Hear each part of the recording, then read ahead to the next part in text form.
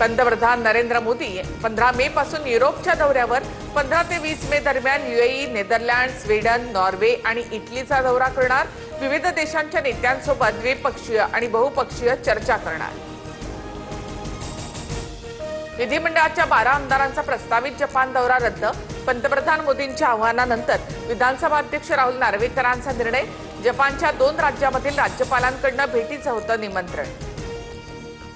राष्ट्रवादीच्या राष्ट्रीय पदाधिकाऱ्यांच्या यादीतून प्रफुल्ल पटेल, तटकरे यांची नावं वगळली. सुनेत्रा पवारांनी 29 तारखेला केंद्रीय निवडणूक आयोगाला दिलं होतं पत्र. तर राष्ट्रवादीच्या पदाधिकाऱ्यांच्या यादीमध्ये चूक आहे, लवकरच दुरुस्त करू, सुनेत्रा पवारांचं स्पष्टीकरण. विधान परिषदेच्या 2.5 वर्षांपासून रिक्त जागांसाठी पुढील आठवड्यामध्ये निवडणूक जाहीर होण्याची शक्यता.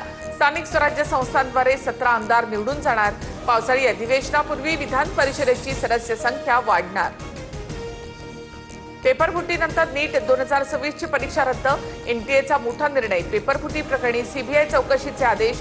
परीक्षा रद्द झाल्यानंतर दिल्लीमध्ये विद्यार्थ्यांचं आंदोलन.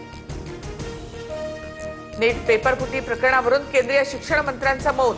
पेपरफुटीवरील प्रश्नावर शिक्षण मंत्री धर्मेंद्र प्रधान यांनी बोलणं टाळलं. पेपरफुटीवरून देशभरात संताप. नीट पेपरफुटी प्रकरणाचे धागेदोरे नाशिकपर्यंत. एक आरोपी ताब्यात. आरोपीने 10 लाखांना पेपर घेऊन 15 लाखाला विकल्याचा प्रकार. नाशिकच्या प्रिंटिंग प्रेसमध्ये पेपर तयार झाल्याची सूत्रांची माहिती.